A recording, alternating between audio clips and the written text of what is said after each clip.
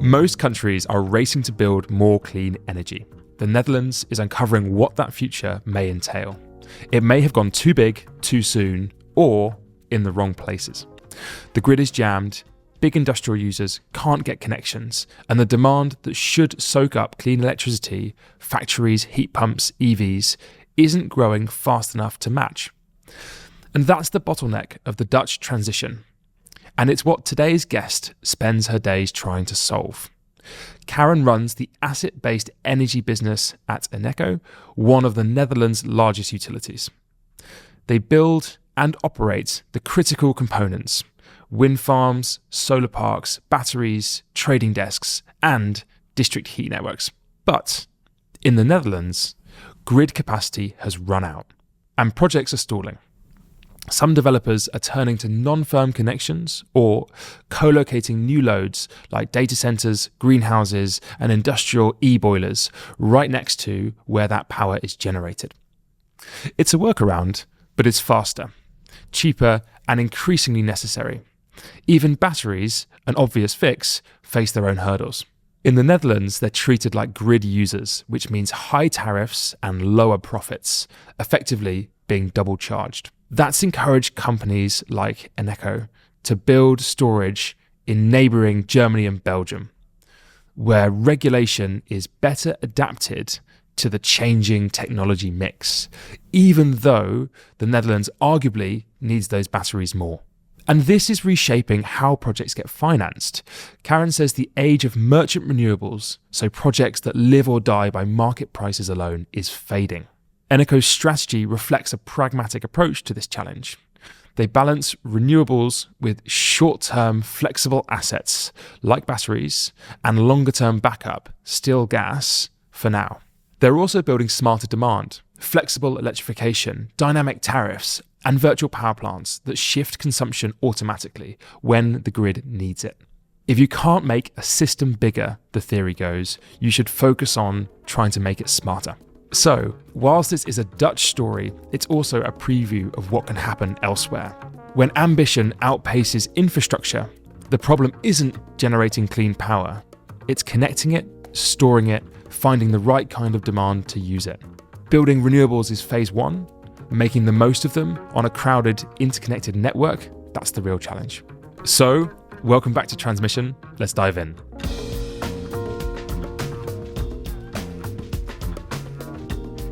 Hello, Karen, and welcome to Transmission. Thanks, Ed. It's nice to be here. Very good. And let's jump in with our standard questions. So, who are you and what's your role in Eneco? My name is Karen de Lathouder. It's a very Dutch name. Don't try to pronounce it. I work for a Dutch energy company called Eneco. And my role in Eneco is I'm in charge of the asset-based value chains. What does that mean? It's the value chains that have the steel, so to say, the production of electricity. So the value chains I lead are heat. So we produce, distribute, and sell heat. Renewable power.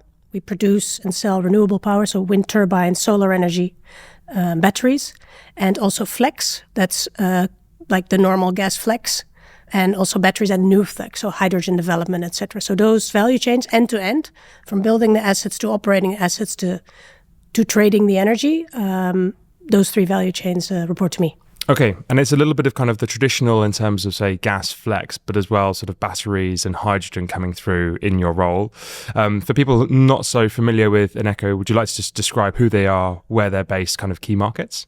Yeah, so Eneco is a Dutch integrated energy company, which means we generate our own power and we trade in power and gas, and then we deliver that to our customers. And those can be both households or businesses. And we're not only active in the Netherlands, but as well in Germany, Belgium, and the UK. We're very small in the UK, but we're active here. And we have about 2.5 gigawatts of own renewable assets installed. And we have around 4,000 employees, and we're headquartered in Rotterdam. Okay, amazing. And just to give people a little bit of a sort of split between sort of the more, I suppose, traditional side and then some of the newer techs coming through, what would you say the balance is between some of the sort of more gas-oriented to some of the more hydrogen and battery-oriented business chains at the moment? Well, we're very ambitious in terms of renewable energy. Our ambition is to be climate neutral in 2035. So since 2007, we've been very actively shifting from traditional gas fired power plants to more renewable-based assets, but also helping our customers decarbonize completely. So we've shifted our portfolio massively from gas towards renewables. As in every market, I think we still need a bit of gas flex. So we have that to balance and to trade. But in general, we're more and more shifting towards renewable power, maybe the last 10 years. Now we see the market is really in a new phase where demand is kind of stagnating, and it doesn't work to just build renewables, but you need balance. So we're moving into batteries, hydrogen, e-boilers, so new flex to actually balance and make our own portfolio more resilient. Yeah. And I'm going to come on in a second to ask you a little question around the Netherlands and how do the power markets work in the Netherlands. But you just mentioned there around demand stagnating. I think actually it's one of those trends across Europe that's really interesting. Every time you see a kind of forecast, you see the demand kind of moving upwards, right? Because we expect electrification of vehicles, electrification of heating, and you kind of think, okay, well, this demand is coming. How sort of pan-European is that trend for demand being quite flat? I think we see it across the board. Maybe in different countries, there might be different reasons. In some places, it's congestion-based, so a company can't electrify because there's no grid connection. Specifically for the Netherlands, I would say there's a bit of uncertainty in industry of, well, the future and their investments. So the investment climate for industry to, are we still going to be there in 10 years, holds them back a little bit to electrify. So you almost get a chicken and egg situation because they can generate the demand, but there's uncertainty there, which means there's going to be uncertainty in the renewable projects, such as wind offshore, which is really, for the Netherlands, the biggest source for electrification of industry, and also for our hydrogen market. And so none of them is moving. So one has to move first, and that is typically what we see in the Netherlands. I think it's a really nice description of kind of the logjam a little bit that's in power markets at the moment. And you just brought in the Netherlands. So let's do that. Let's talk about how do power markets work in the Netherlands. Yeah, I would say, let me say a little bit about market design. So it's more technical. And then what does that mean for us as a Dutch energy company operating in it? So the Dutch electricity market is liberalized. It means production, trade and transport of electricity are separated and companies can freely compete in this market. The most important market in the Netherlands is day ahead, and most electricity is traded through that market. And companies exchange their bids in advance and then it gets settled. TenneT, the Dutch transmission system operator, ensures that supply and demand obviously are matched. And the parties must predict upfront how much they will supply and consume. So we are responsible for that ourselves. And the deviations are settled afterwards in the imbalance market, which we can bid on quarterly. Prices are determined per hour for the day ahead, and they can fluctuate greatly depending on basically the weather, if the sun shines and the wind blows, and also by international electricity flows, because the Netherlands is very connected. Saying that, it means that we are strongly connected to our neighboring countries, so Belgium and Germany, but also UK. We trade electricity international in that way. So that's a bit of a description of the Dutch market. Okay. Now, what does it mean to operate in there? It's a very small market. We're a densely populated country, but geographically we're small. And in the Netherlands, what does peak demand look like? What does the generation mix look like? Yeah, the peak demand would be about 18 gigawatts, and the mix of that is like 50% renewable. And the peak demand is predicted to grow in the coming 5 years to about 21, 22 gigawatts. Okay, very interesting. And then obviously your focus is on asset management. So what is the latest in the sort of power purchase agreement and flexibility markets in the Netherlands? Most of our renewable sources, we actually only build them at the moment if there's a PPA connected, and that's usually B2B because it's larger volume. So the Googles, the Amazons of this world, and we supply B2B mainly for our renewable assets. That is just literally for more security of the investment. Okay, I definitely saw something recently where Eneco had been providing something to Google as part of a PPA for one of their data centers that they're looking to put in the Netherlands, which is... Yeah, early on in time, we used to have a lot of merchant projects, but I think in the last 5 years, we had none of them. And we actually only build, especially the larger wind offshore. It's a prerequisite that we have a good PPA in place before we even take FID. And that's true for you, but is that also true for the general market? So many fewer sites coming through on a merchant basis? Yeah, I would say so. Especially Netherlands, Germany, we see the same.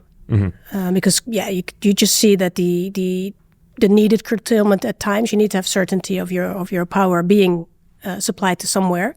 Because I said before that the demand is stagnating a little bit, so it's harder to really make sure that you find an off-taker of your power at the moment. Yes, and I suppose, is that also true across Europe as well, because you're active in multiple regions? Yeah, we see the same in Germany and Belgium, and also in the UK we see the same. We won't build, for example, a new wind development in Scotland without being very, very certain that we have a PPA in place. I almost thought you were going to say we won't build it unless it's co-located with storage. That's the second point. Which probably brings me on to the flexibility side. So how do you see that co-location? Yeah, so that's another trend we see definitely operating in our geographies. Almost everywhere we see that we shift towards co-location. And I see two types of co-location. The most common one that jumps to mind is to put a battery next to your wind farm or put a battery next to your solar farm.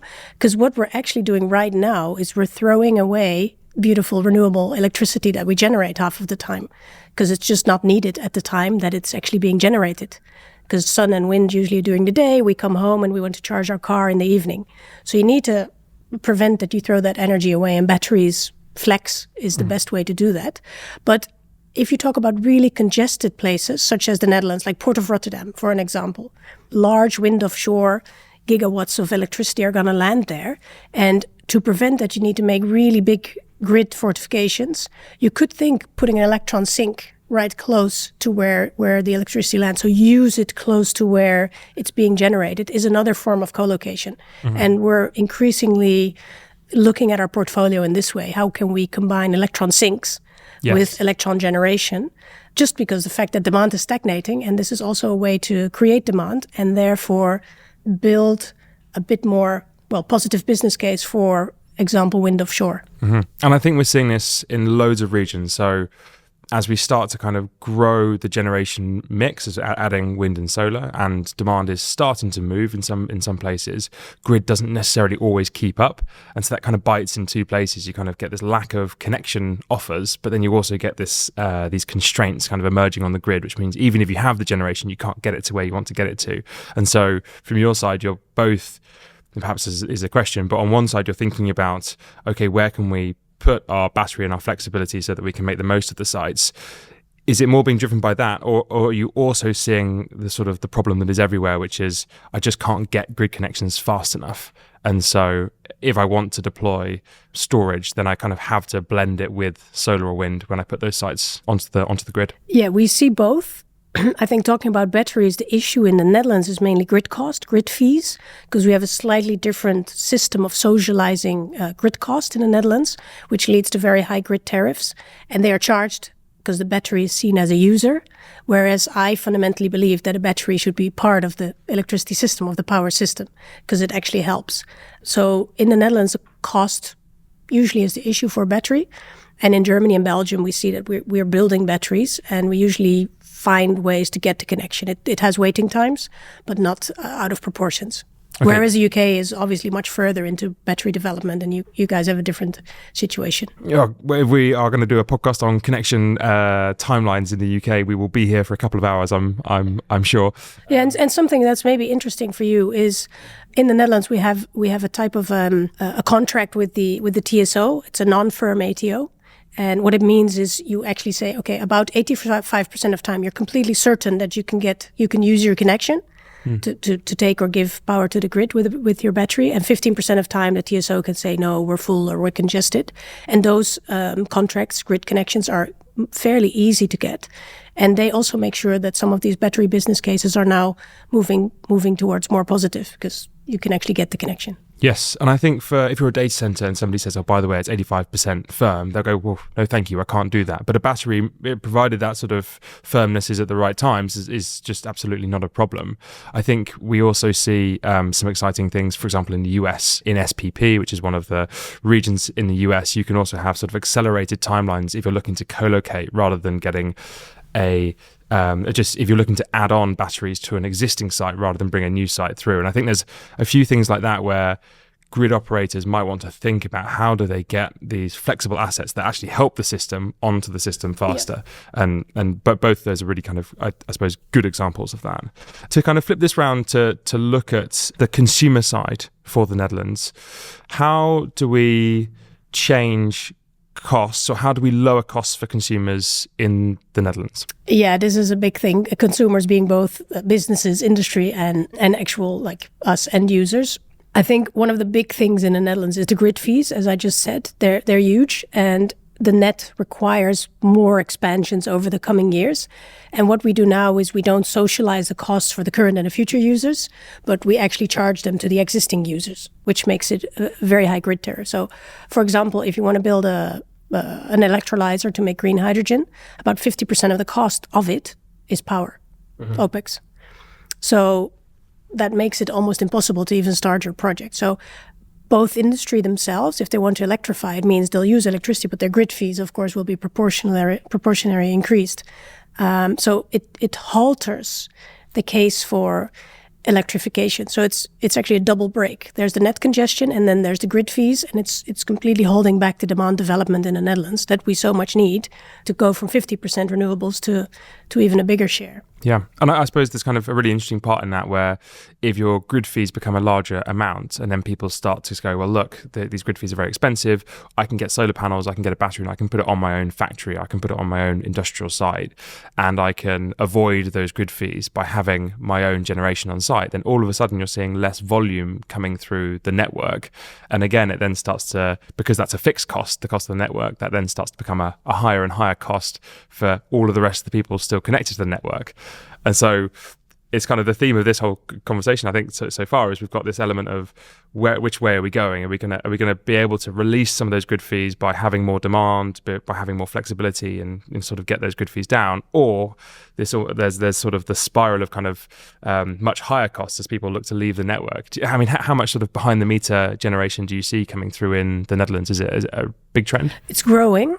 In terms of what Eneco develops. In Belgium, we're really big at that. So our B2B portfolio is really all about developing solutions for companies like Volvo Truck. They build electric trucks in Belgium. And we have there a couple of wind turbines, all their roofs covered with solar panels. And we help them optimize power. So in Belgium, our portfolio B2B is very big. In the Netherlands, we're setting this up. And we're looking mainly at the mid-sized company, and we have an offer called green building, we call it. And we help smaller, medium-sized businesses to really optimize their energy use for their building or their offices. So that's growing, and we see a lot of behind-the-meter projects actually still very good in terms of returns. So that's where we're going. And as you said, we do need it, because I really believe that local solutions are part of the solution. So the role of customers in flexing and preventing unnecessary and expensive grid expansions, balanced with, okay, how do we socialize the costs of the existing grid expansions, which we do need? So that's really a balance that we need to look at. And I think it requires a bit of smart thinking with multiple parties about the grid design locally. So local solutions come together locally with the community, with the province, with the TSO, DSO, and energy producer. And you can find really brilliant solutions that prevent expensive, grid building, because you find other solutions. So I do think behind the meter batteries generation is very, very important, but you have to make sure that you coordinate it and you don't build a big grid next door. Quick break. If you listen to this show, then you probably work in energy. And at Modo Energy, we're not just talking about the energy transition. We help our users to actually make it happen. All energy storage, solar and wind assets on the global balance sheet need to be valued and benchmarked. And that's where Modo Energy comes in. Our benchmarks and forecasts are transparent, bankable, and trusted by the world's leading banks, asset managers, utilities, and developers. So if you want to learn more, go to modoenergy.com. And if you want more content like this, sign up to our weekly dispatch newsletter. Enjoy the conversation. And I suppose there are a few sort of emerging technologies, I would say, not so much emerging, but you've got things like vehicle to grid, you've got community batteries. You also mentioned sort of hydrogen projects coming through. Of those kind of like a portfolio of a few things coming through at the same time, which of those are you sort of most bullish on? Which do you sort of like the most as a new tech? I would say batteries is for us the most important, but it's a combination of digitalization on our end. So we have a large VPP, virtual power plant, that actually connects all our assets. and then optimizes curtailment, use, where does the electricity go, where is it generated. So it's like our back office is innovated in that way.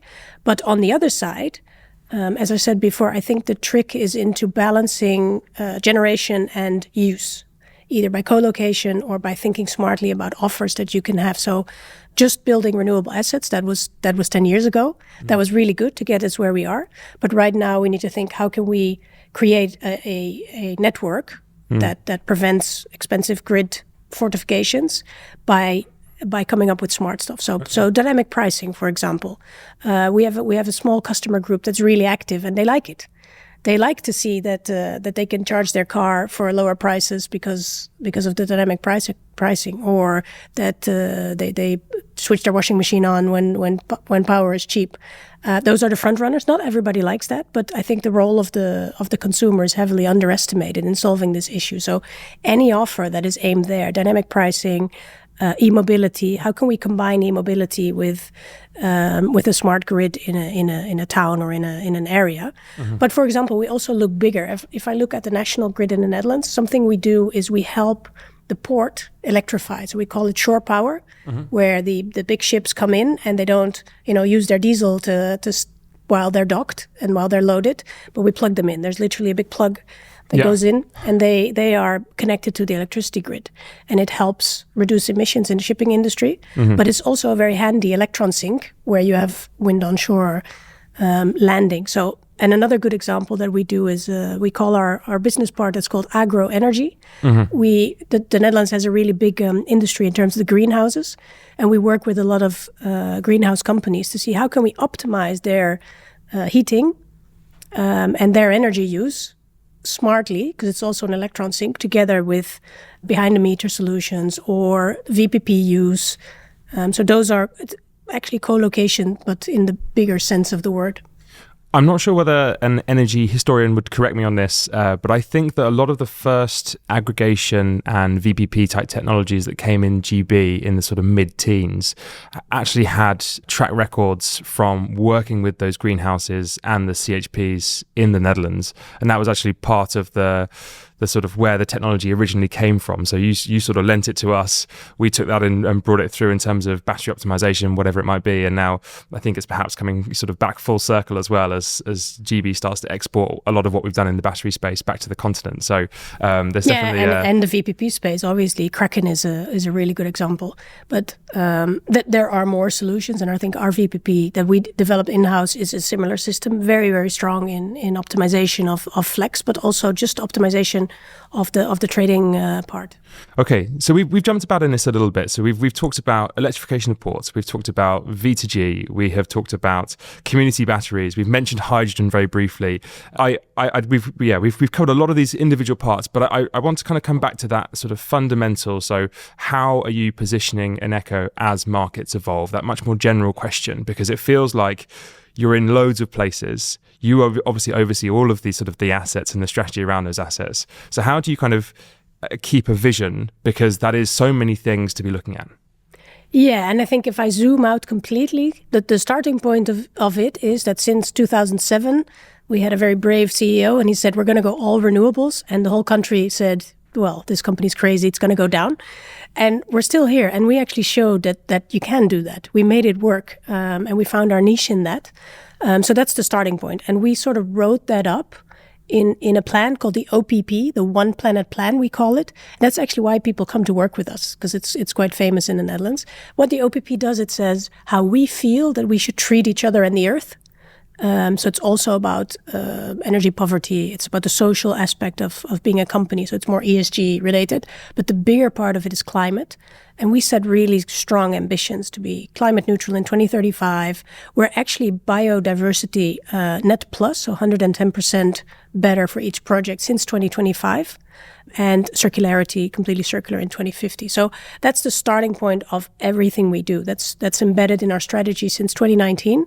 And also we get, our KPIs, OKRs if you want, are on that. So I have to, especially in my area, the assets, I have to be mindful of emissions. Yeah. So that's the starting point. Then you go into the energy transition, where at first it was build. And that was easy, right? Fairly simple. Now we come where that doesn't work anymore. So you can just see that returns, which are still important for our shareholder, are declining. It's a massive capital-intensive industry, the asset business. So how do you deal with making sure that the returns are still in line with the risk that you take? So then the answer is you must have a balanced portfolio, which is our strength, right? We have assets, integrations of trade, and customers. So by nature, our portfolio is very resilient for all seasons. So that's how we look at it. And now we're coming to a point where we say we must go one level up in this thinking. So how do we design a portfolio that is still growing, resilient in terms of, look at the energy crisis, right? The energy crisis, gas flex and renewables together actually caused us to steer through it really, really nicely. So resilience in your portfolio and be ready for any extremity helps a lot. So the things I look at mostly when I look at the whole portfolio is how do we still go towards decarbonizing the system, and how do we do whatever we do in line of that? So first, strategic fit. Then it is how do we optimize capital, because it is capital intensive and you could spend it. You could spend your capital on many things. So capital optimization, which is return versus risk, or return versus resilience of your portfolio. And then I think the last thing is how do we deal with the actualities in the market? Net congestion, what you thought on paper actually doesn't work. So you have to, on the ground, optimize your portfolio. And then you move towards what kind of offers, propositions, business models do we look to invest that capital, which has shifted from, just build wind farms towards smart co-location, sinks and energy production, etc. So it's actually a 3-step approach, if I could describe it. Yeah, I actually really like that. So I really like the sort of the first element, which is sort of the vision and the strategy. The second element, which is, you sort of mentioned it a few times in there, but the resilience element. So I think often people sort of look at solar or wind or battery storage, and somebody sort of starts mentioning like sort of levelized cost of energy, and you think, well, that's lovely, but in fact, in reality, when you're managing a portfolio of this, the resilience and your independence from gas prices from other parts of the world, that becomes a really sort of critical part of how you actually deliver on this strategy and how you kind of keep shareholders happy with sort of at the same time as making the transition, you are also making a more resilient portfolio. I think it's a really nice way of sort of positioning it. Yeah, and imagine we're trying to use a grid that was designed for gas flex, basically, or coal, to fire whenever it was needed, and we're trying to use that grid how it was designed for a bunch of renewables that do what they do, right? The sun doesn't always shine. You have a day and night rhythm, the wind. So also geographical optimization becomes important of your portfolio. And I think you have, with such a large portfolio with all these assets within it, you now have some new additions coming in. So utility scale batteries are coming in. How do you think about those? What are the best markets for you? Well, utility scale batteries are extremely important for our portfolio, especially since the amount of renewables in the mix is current in the Netherlands at 50. It's going to go up more. So inherently, you're going to have an energy production that is not flat. So you need batteries. You need flex, so short-term flex, which is batteries, long-term flex, which at the moment is only gas flex, right? Hydrogen isn't working yet. Long-duration energy storage is not viable. So we need those two types of flex: the hourly flex, which is batteries, and then the actual flex that you can battle a Dunkelflaute with, which means Dunkelflaute. I don't know if everybody knows what it is, but it means there is actually no energy production from the renewables, and you need something else in that case.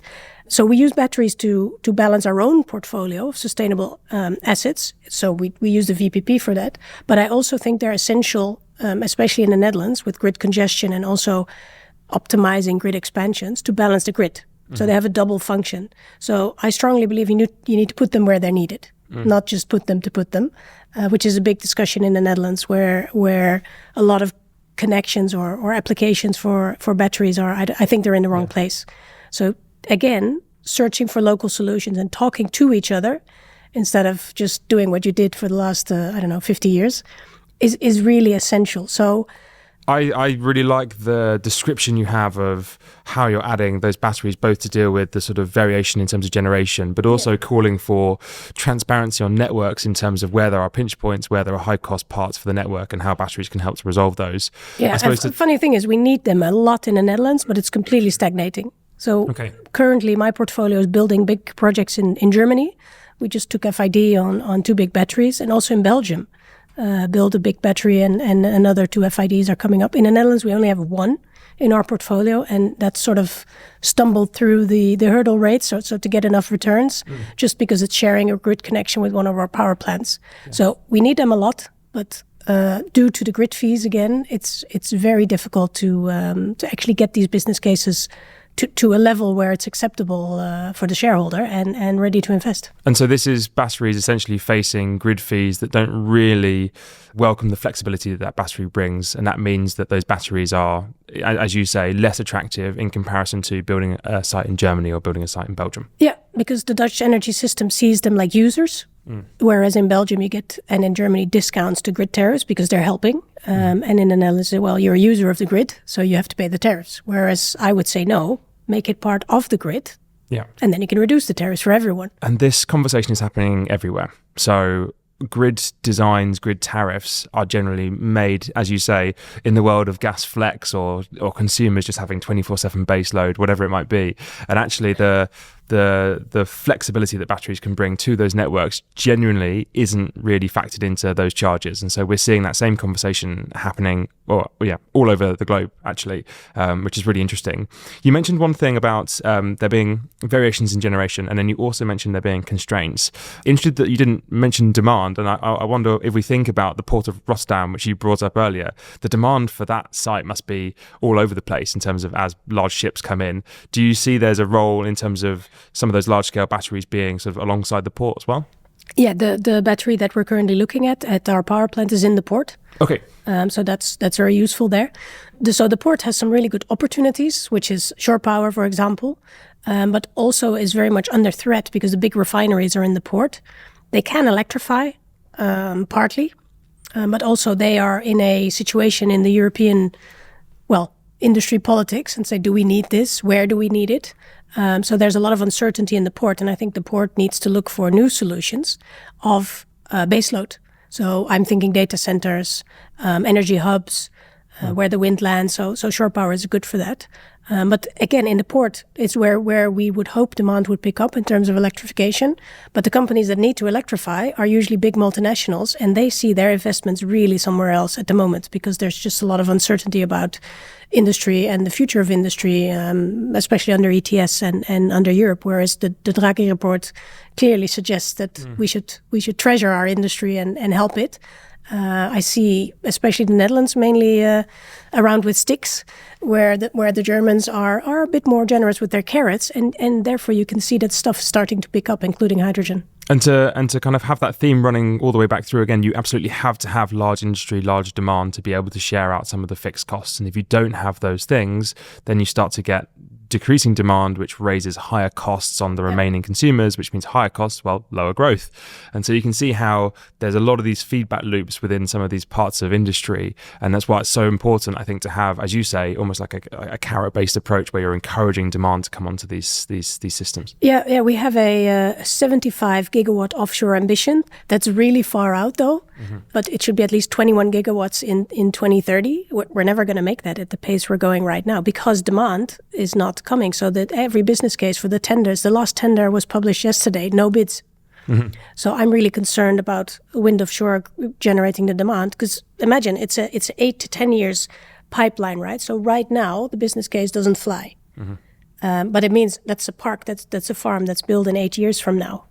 And then the demand might be there. But if we wake up then we still need 8 years to actually build it. So the mechanism to make sure that we take away the big risk for these projects to be built by us, by the developers, is, for instance, an SDE++ or a contract for difference. Like you see in Belgium, the Netherlands is very hesitant with offering contract for difference. I think we need it. One, to not stop, to not create a stop and go in the supply chain of wind offshore, because it means companies will go away and you won't build them because they'll go somewhere else. And two, to make sure that when the demand rises, we have what we have. So you need to look forward instead of where are we now.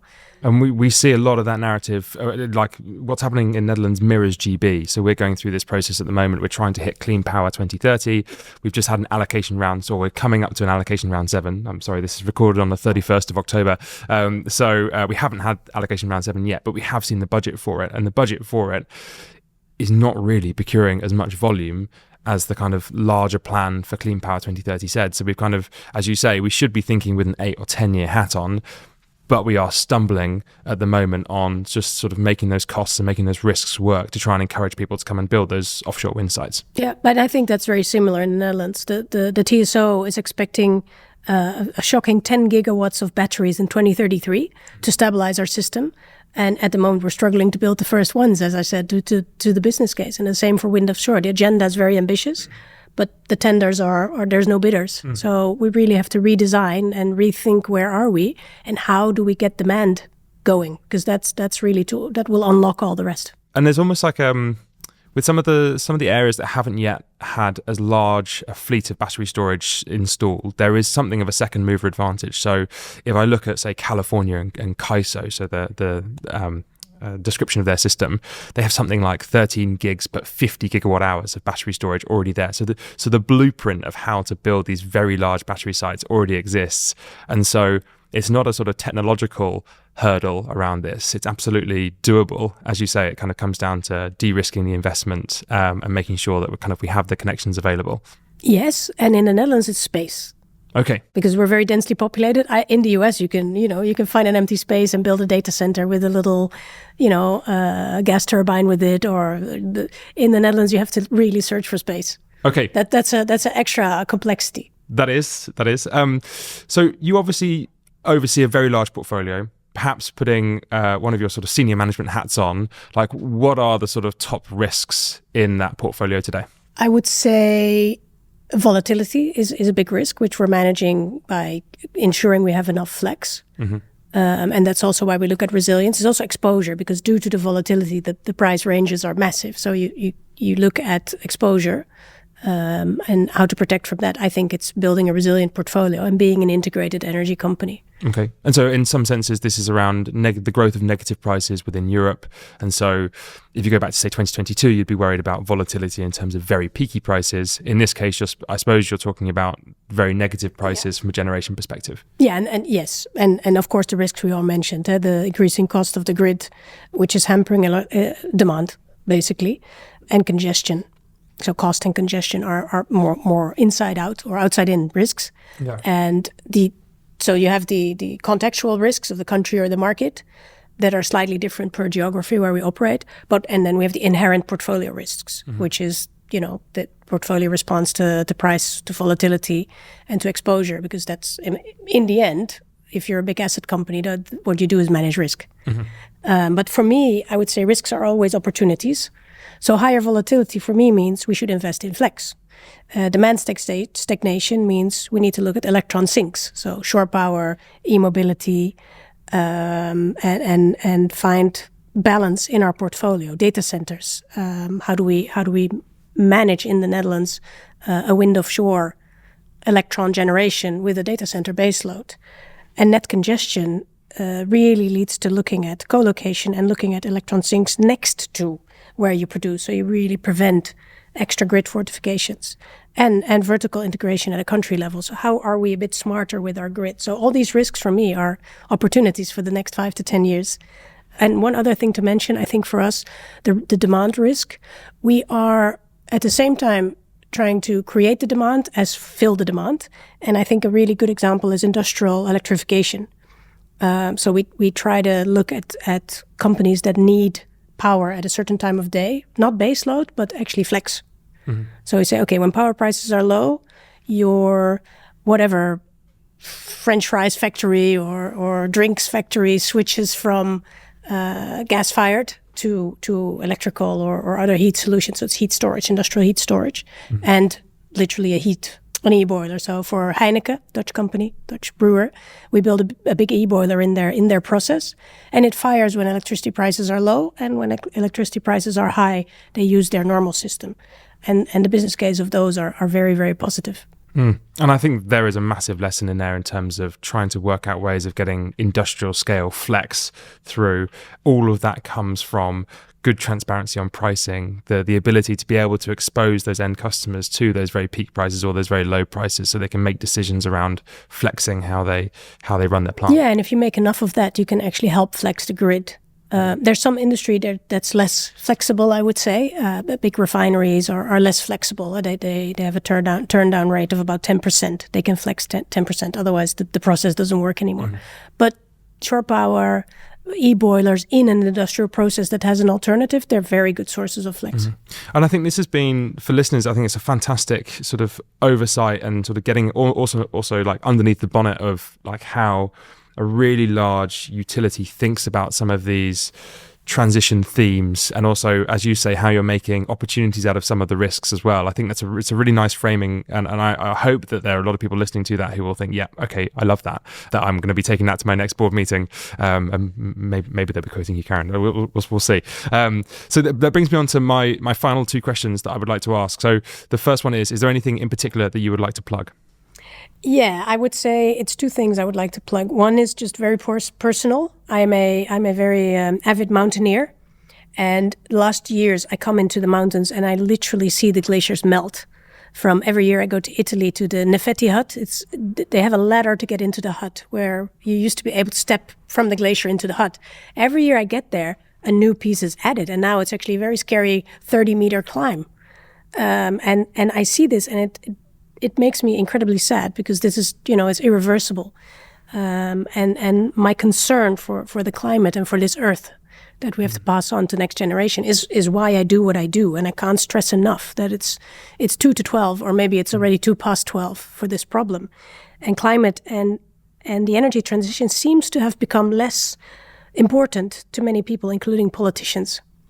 And it's the time to reverse course. And the energy transition it's literally hitting a little speed bump because of everything we discussed today. Demand is not going where we want it to be, grid congestion, grid cost. But there's still, what I would like to say is there's still many things we can do to make progress and to find support into smaller solutions. We can do things. And the great thing about that is, like, secondary to it is sustainable energy doesn't just make our lives better, as in the climate, but it also helps in terms of energy independence. And that's a big theme at the moment in Europe, which is for me, it's like a secondary theme to say, well, if we find that important, then we can push the climate agenda a little bit. So we shift to autonomy as a first argument, but then it has energy transition in its wake, which is very good. And I'd like so here I totally agree with everything you've just said, and I think maybe I'll add one thing to it, which is that if you're thinking about the plans coming through, there is both a need to think about the 8 to 10 year horizon and maybe that sort of offshore wind plant that's coming through.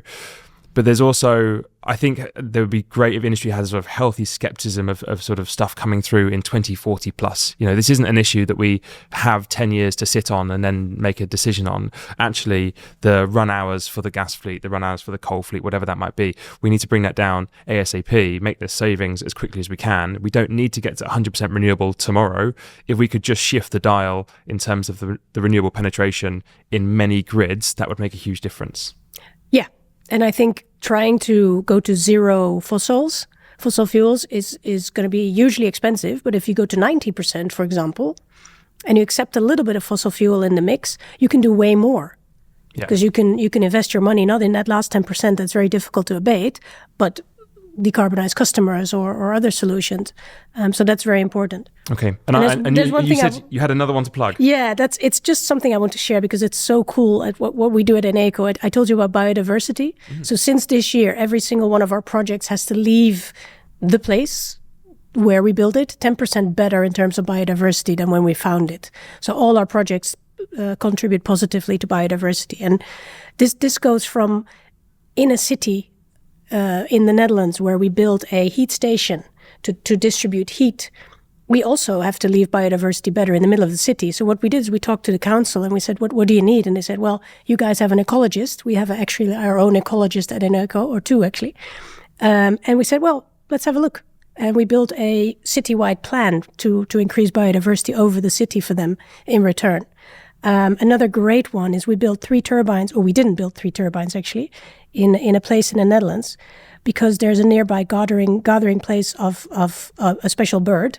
And we said, well, we want to build turbines here, but we will never be able to protect this bird. So biodiversity would go down. So we don't take the investment decision. We leave it. Okay. And that's really cool that we look at it this way. Which is the city you were looking at in the first example? Schiedam. Okay. In the Netherlands, yeah. If you are walking around there and you see additional biodiversity, then... If you see new trees and plants and stuff coming up, it's probably because we helped design where to put what in the best way in town. I love that. And then moving on, so your final question, is there a contrarian view that you hold? Yeah, I thought about it last night, and I actually had 3, and maybe I'll tell you them, and then we dive into one that excites you most. I would say... and maybe it's not contrarian because the world picked up, but I would say flexibility and decentralization are underestimated in terms of looking at the grid, and this is maybe more so for the Netherlands. The second one, I think we all know it, but we're still not acting, is the role of consumers or prosumers is fundamentally underestimated in how we do what we do.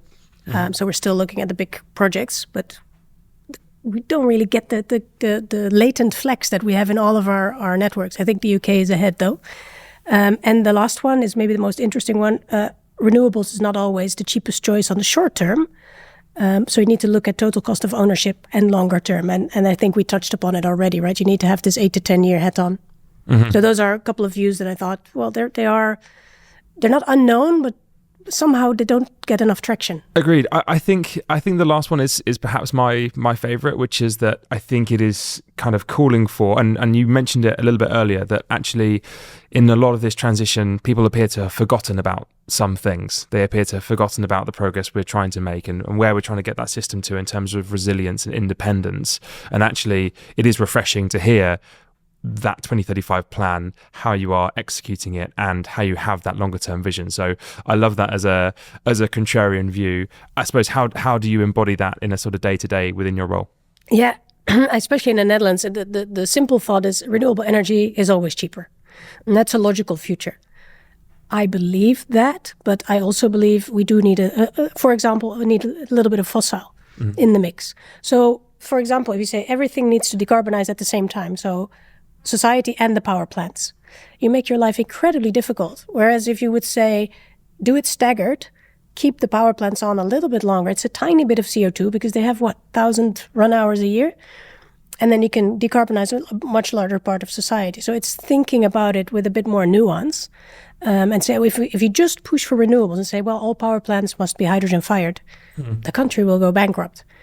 And if you accept that there is a place for a little bit of fossil fuels for a way longer time than we expected initially, and there's a bunch of reports, recent McKinsey report as well, suggesting that this is where we are. So yes, renewables is the way to go, but a little bit more nuanced and across the board, cut through and kind of almost step over some of the more logical short-term solutions that include CO2 capture and storage, power plants versus the rest of the landscape, net optimization, system costs. So in the short term, variable renewable sources often cause additional system costs. We know this, balancing, congestion, extra infrastructure. And then we almost forget that we can think of hybrid solutions. And for me, hybrid solutions, if I talk to my colleagues at GasUnie, the state-owned gas distributor, we actually agree wholeheartedly that hybrid solutions are the future. Like the ones I talked about before at Eneco. They have their normal system and they have an e-boiler. And the total cost versus how much emission you save is massive in the first step. So yes, renewables, but I think as a sort of intermediate step, think about hybrid solutions. Think about blue hydrogen before green, Yeah. So it's almost like, are you very dogmatic about it or pragmatic about climate change? I think that is a perfect place to end it. And when we started this conversation, it was cloudy and rainy outside, and I think it was all a bit downbeat. And as we've kind of gone through this very wide-ranging but extremely pragmatic approach to managing these very large investments, but also how do we get the sort of best out of this for consumers and lowering costs and having more independence and resilience, the sun has come out. And so I feel like that's a very nice analogy for the conversation we've just had. Karen, thank you for coming on. Yeah, thanks so much for having me.